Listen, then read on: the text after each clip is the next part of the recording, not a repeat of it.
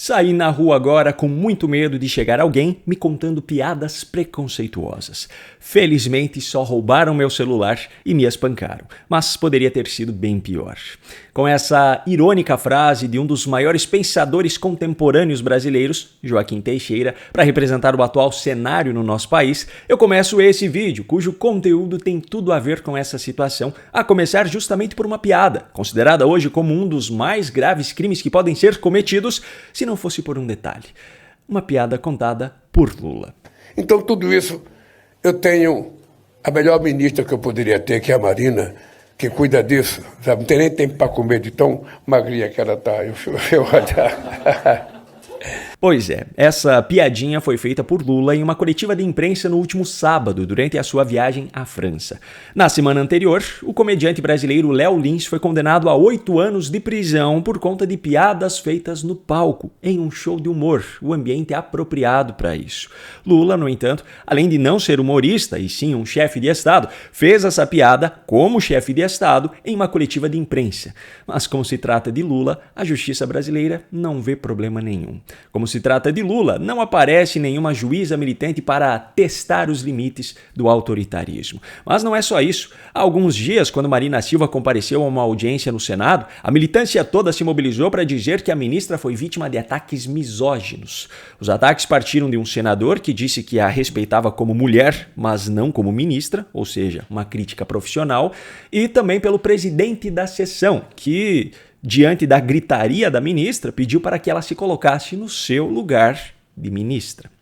Essa mesma militância, no entanto, não deu um pio a respeito da piadinha feita por Lula sobre a mesma Marina neste último sábado.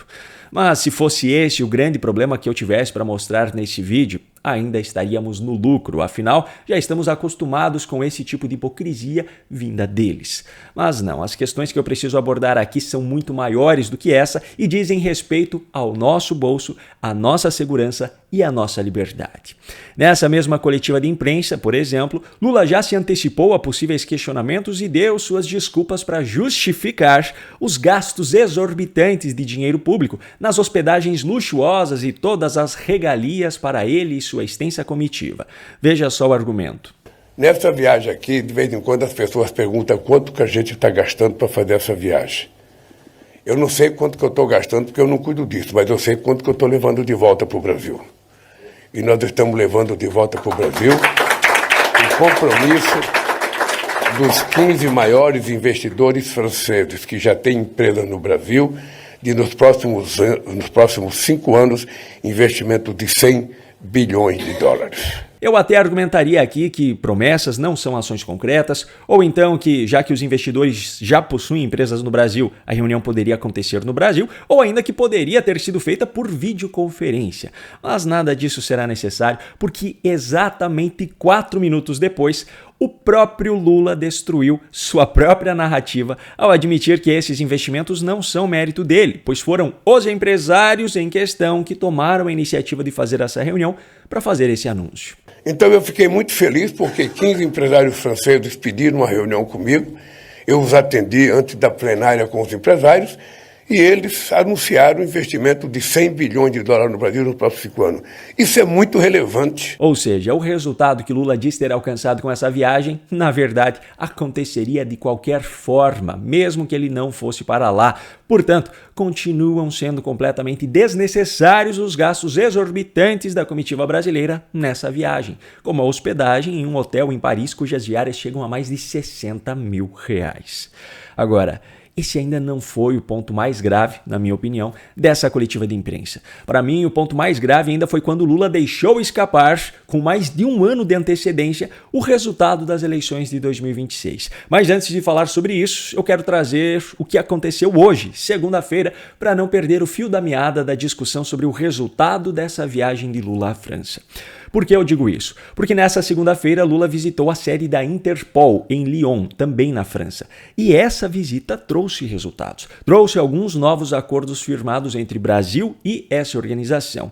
Só que, com base no histórico recente, não me parece que a real intenção do governo Lula por trás desses acordos seja aquilo que foi oficialmente anunciado.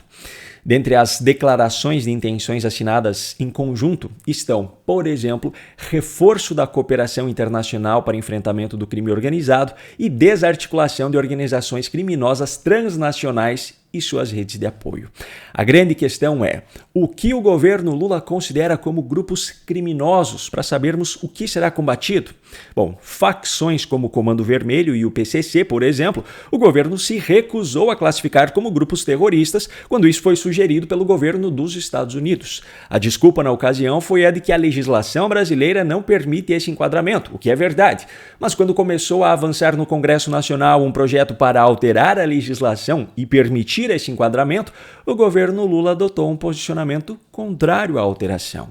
Em contrapartida, organizações criminosas que foram desmontadas pela Polícia Federal durante a Operação Lava Jato, por exemplo, são tratadas pelos integrantes do governo Lula, alguns deles participantes dessas organizações, como vítimas de um conluio.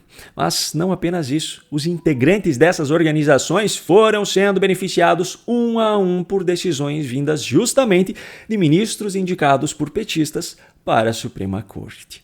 E por falar nisso, o ex-ministro da Suprema Corte e atual ministro da Justiça, Ricardo Lewandowski, que discursou antes de Lula nessa visita à Interpol, ainda fez uma debochada homenagem ao trabalho da PF. Por isso, aproveito esta ocasião para congratular igualmente na pessoa do diretor-geral da Polícia Federal, o delegado Andrei Rodrigues, o trabalho incansável realizado pela Polícia Federal na desarticulação dos grupos criminosos no Brasil.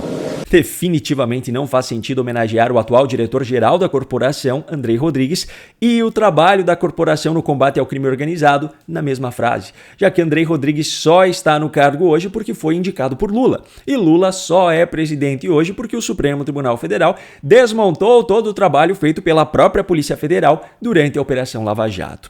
E como se já não tivesse ficado ridículo o suficiente essa situação, Lewandowski ainda usou a presença de Lula no evento como reforço do compromisso do combate à criminalidade no nosso país. Por fim, senhor presidente, sua presença aqui reforça nosso compromisso inarredável com o combate à criminalidade no Brasil. Mas o pior ainda estava por vir, porque alguns minutos depois foi Lula quem fez uso do microfone. E quanto a isso, eu só tenho uma coisa a dizer.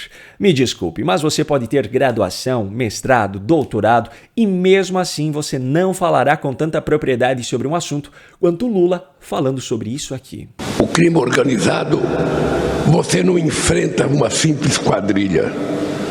Você não enfrenta um simples grupo. São verdadeiras empresas multinacionais que estão envolvidas dentro das empresas, estão envolvidas na política, estão envolvidas no judiciário, estão envolvidas no futebol, estão envolvidas em toda a parte da cultura.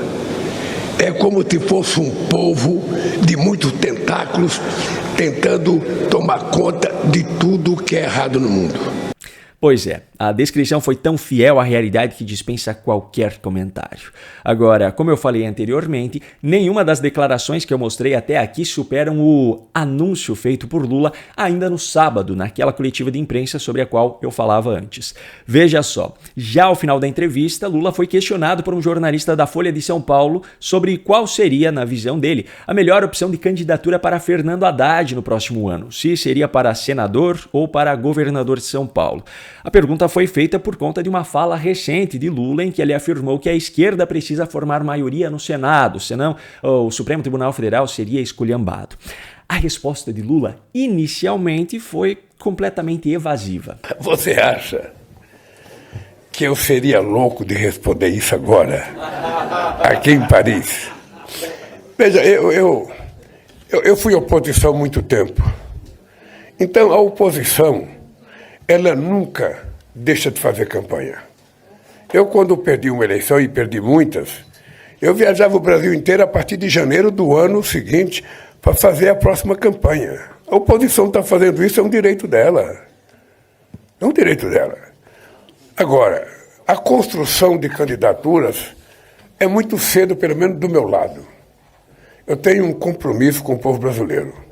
Eu prometi ao povo brasileiro recuperar esse país. Eu prometi. Sabe? E quando terminar meu mandato, eu quero ter cumprido todas as coisas que eu prometi ao povo brasileiro. Mas quando chegar o ano que vem, eu vou começar a discutir candidaturas. Eu não sei quem é melhor em que lugar. Nós temos que fazer o mapeamento do Brasil, ver a realidade. Eles querem eleger senadores, eu também quero. Eles querem eleger governadores, eu também quero. Eles querem eleger deputados federais, eu também quero. É um direito de todo mundo querer eleger. Só que, repentinamente, Lula mudou completamente o tom e partiu para uma afirmação com plena convicção. O que eu posso te dizer uma coisa é o seguinte. É a única coisa que eu posso te dizer daqui de Brasília. A extrema-direita não ganhará as eleições no Brasil. Não vai ser inteligência artificial, a fake news que vai fazer alguém ganhar aquela eleição.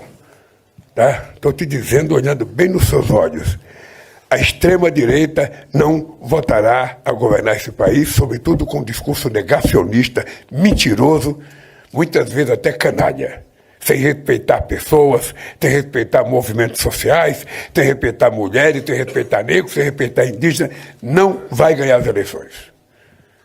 Tá? Peraí, se este país vive sob um regime democrático, como dizem, se nesse país ainda há liberdade de expressão, como dizem, se nesse país foi salvo o Estado Democrático de Direito graças ao Supremo, como dizem, como é que Lula pode afirmar tão convictamente, com mais de um ano de antecedência, que aqueles a quem ele atribui a tal extrema-direita não vencerão as eleições? Como é que ele pode garantir que isso não acontecerá se o resultado das eleições, como dizem, depende unicamente da vontade do povo brasileiro? Que informações Lula tem hoje para ter tanta convicção nessa afirmação? Pois é, mais do que nunca fica claro que precisamos ser fortes para aguentar o que está por vir. E por falar em força, não necessariamente no mesmo sentido da frase anterior, eu tenho uma oportunidade imperdível para você. Olha só. Quem me acompanha há mais tempo sabe o quanto eu gosto de praticar esportes, artes marciais, academia, etc. Recentemente, inclusive, eu passei por uma cirurgia e a pior parte para mim, sem dúvida nenhuma, foi justamente ter que ficar algumas semanas de molho. Felizmente, eu já voltei à rotina e essa volta foi acompanhada de um incentivo extra para melhorar a minha performance, a creatina da Former Nutrition. Como vocês podem ver, o pacote já está até aberto, que é uma prova de que, de fato, eu consumo o produto. E olha só que dica bacana. Para você testar a pureza da creatina que você consome, basta você pegar água, a creatina e fazer uma mistura. E em seguida você vai pingar algumas gotas de iodo nessa mistura que você fez. Se a mistura ficar amarela ou laranja, a creatina é pura. Se ela tivesse ficado escura, seria porque o pó continha amido ou então carboidratos. Mas a Former Nutrition não tem só a creatina não. Apesar de ser uma marca nova no mercado, eles possuem também esse cacau 100% puro, que também está aberto. Eu e minha esposa gostamos de usar ele principalmente no chocolate quente, que, cá entre nós, vai muito bem nessa época do ano, não é mesmo? E agora a melhor parte. Quem acompanha o conteúdo aqui do meu canal tem a chance de ter um desconto de 10% na compra dos produtos dessa marca. Para isso, basta acessar o site www.formernutrition.com.br, que está aqui na descrição do vídeo também, e utilizar o cupom PAULO10, tudo maiúsculo e tudo junto, na hora de fazer a sua compra. Esse cupom PAULO10 vai liberar para você na hora um desconto de 10% sobre todos os produtos. Agora eu pergunto, tá esperando o quê para aproveitar essa chance?